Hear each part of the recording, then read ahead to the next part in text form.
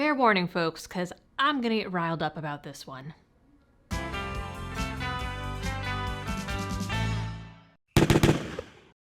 Hello, ladies and gentlemen, and welcome back to the channel for another ridiculous post-Helene update. Before I jump into this one, this video is brought to you with the help of Blackout Coffee Company, who has kept me going through this whole thing. They are a family-owned coffee roaster out of sunny Florida, built on traditional values and a love of the Second Amendment. They have amazing coffee, tea, and hot chocolate, and have even partnered with organizations like FPC and GOA so that your purchases of their partner roasts donate to those groups directly. So to check them out, help support your rights and the channel, go to blackoutcoffee.com/libertydoll. Okay, let's talk about this. Watching the way that communities came together down here to rescue people who were trapped, airdrop supplies, build bridges out of flood debris, and organize meals for people in need has been amazing and gave me hope for humanity. Then I saw this story and the way that people reacted to it on X, and it was flat out disgusting. Now, of course, the people that are reacting in the way that I'm about to tell you are not from Appalachia and do not live in Appalachia, and that kind of explains a lot. But a man in Little Switzerland, North Carolina, posted a photo of a U.S. Army Chinook helicopter on Tuesday, October 8th. Now, this community had received some civilian donations that were dropped off by the National Guard, but they had been on their own up until this point. And then, after this supply drop from the Chinooks, they were told that they would not receive any other assistance because the choppers had to head down to Florida in preparation for Milton, and even the civilian airdrops were being denied. This was a week and a half after Helene hit the Carolinas, because Appalachia always gets screwed. Earlier in the week, there were 300 people who had taken refuge in a travel lodge up there where roads had washed away down to a 200-foot drop where only hikers were coming through with supplies. Now, some helicopters, again, did come in with insulin, medications, and food, but according to the community there, they were largely donations and drops from the private sector. And on top of these people that were trapped in this lodge, there are still, right now, dozens of families that no one can contact or get to because the damage is so bad. Now, this poster, he did say that typically they are so high up that they don't see the government for much of anything. Little Switzerland is an unincorporated area in McDowell and Mitchell counties at about 3,500 feet elevation, and it's just north of Asheville. So this Chinook dropped off a few pallets of government goods to this community that is still without power. Those goods included 3 pallets of electric chainsaws. Electric chainsaws. To a community without power. Seems on brand. Now, some of the comments poked fun at this great example of peak government efficiency. Others, not so much. Now, the photo of the saws was taken at the supply distribution center that they'd put together, where some folks had set up some generators. Some pointed out the fact that there was light in the photo, to which the poster responded, yes, that they did have some generators at that building. After that, all hell broke loose, with people telling this guy to just plug in the chainsaws directly to the generators and move around the generators to wherever people had trees that needed to be cut, even 15 miles off the mountainside with roads only passable by hike. Or, alternatively, to tell people, including those families that no one can get to hike down those 15 miles to charge up their chainsaws on this generator. There are, again, families that are still stranded that haven't been contacted for over a week later, because all the ways up to them are inaccessible. But sure, tell the community to lug a generator up there for a chainsaw.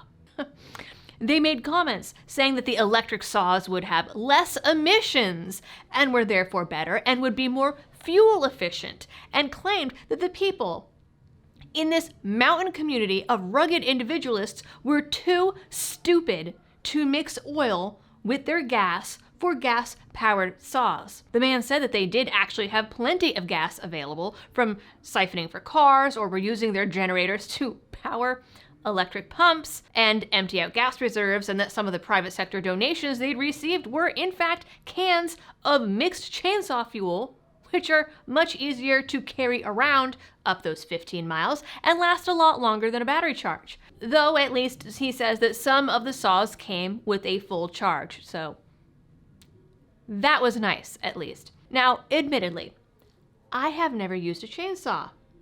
Quite frankly, they scare me. I figure there's also a reason that all the menfolk around here in our own chainsaw brigades are also using gas.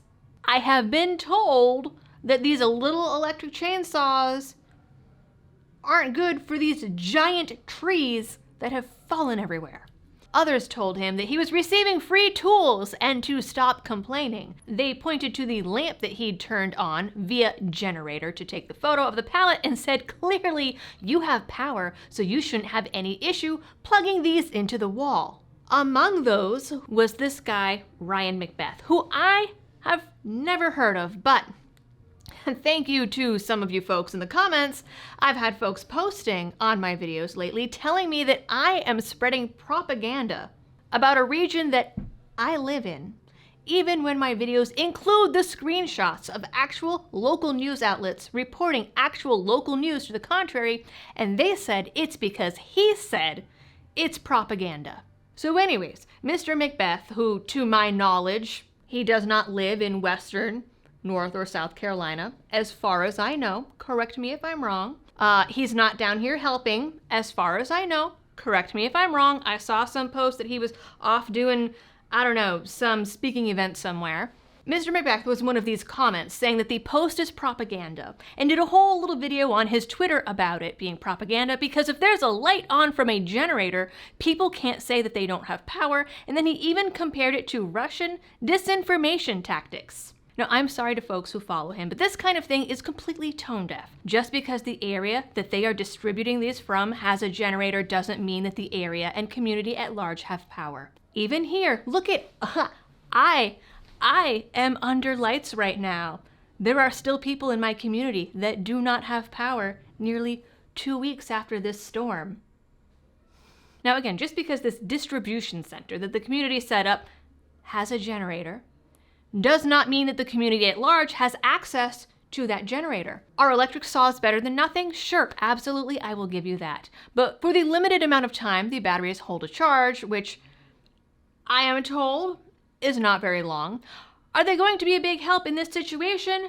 According to the people on the ground experiencing this, no, they are not. Cernovich got in on this too, complaining that it wasn't solutions-oriented, which frankly is disappointing that one of the big conservative personalities is, just like so many people on social media, telling the people on the ground experiencing this that they're wrong, that they're not suffering correctly. That isn't solutions-oriented either. His comments were also full of people saying, well, just charge your chainsaw batteries in your trucks, apparently not realizing that a lot of these people no longer have cars or trucks, or that they might not even turn on anymore because they are full of a foot of mud. So respectfully, if that is what you have to add to this conversation and add to people suffering even on this video, then don't. Though actually, you know what? I will amend that. If that's what you want to say on this video, then go ahead because those comments still fuel the algorithm and more people will see this video. Monetize your haters. That's what they say. The local chainsaw teams are largely using their own gas-powered tools.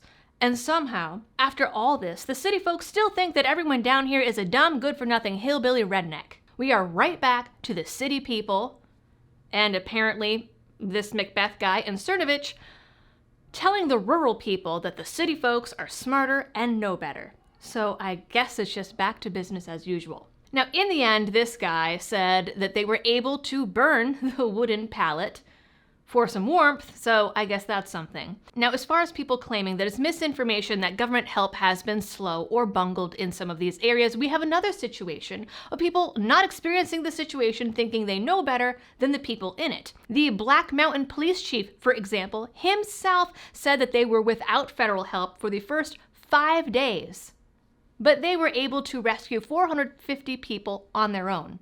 They still don't have running water or power.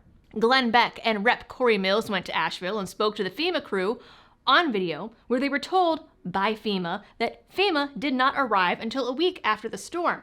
They also said that they didn't even have their supplies yet. They told Beck and Mills that people could find their location on the local news where people didn't have power or TVs, and suggested people charge their cell phones in their flooded out and missing cars to be able to access the online FEMA app to apply for assistance. And that is on video record from FEMA itself. Locally, FEMA has come in and taken over our landfills here in the upstate and are putting up all this red tape around how and when people can get rid of their storm debris. In other areas, they are closing up the landfills completely and telling people to bring their storm debris to special FEMA-designated places that they haven't even set up yet, telling the companies that are trying to help out that it could take months to set up these places. In the meantime, well, you just leave your debris on the side of the road where it's already getting moldy and infested by varmint.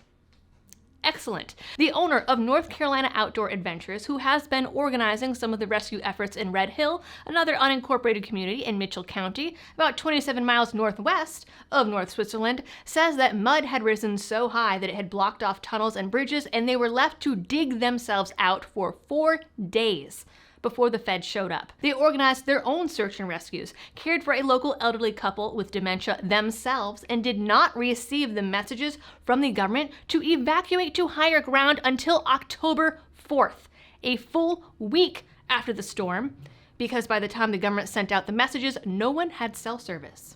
They are also still without power. Most areas are without cell, and they say that the entire area reeks of rotting corpses that are stuck in sediment or in trees, with the National Guard coming through and marking off hundreds of locations with bodies, but no one is able to get to them.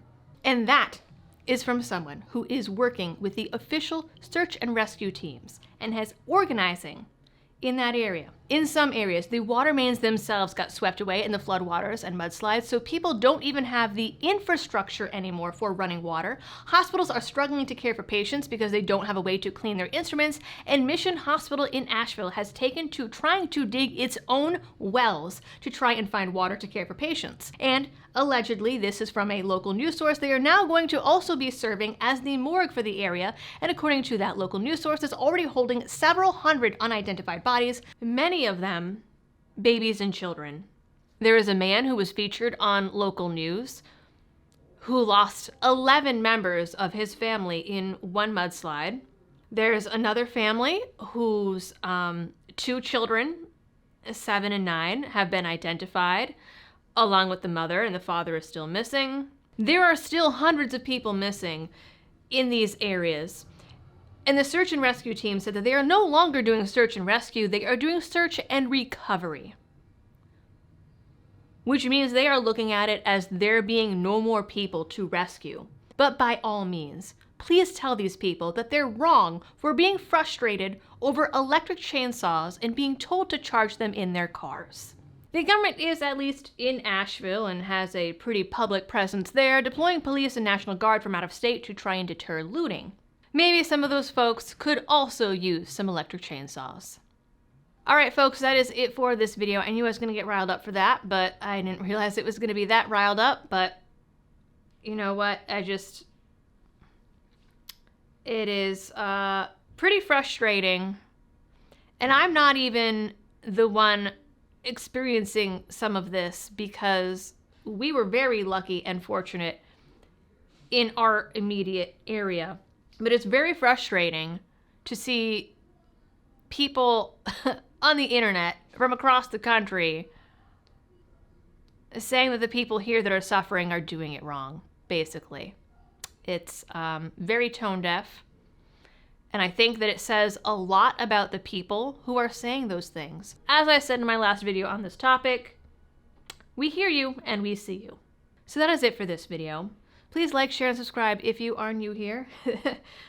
This is not my typical content, but this is what's been going on. Please ring that notification bell.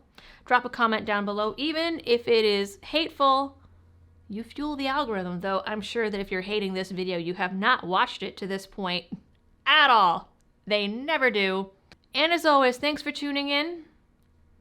Stay safe out there, and happy shooting.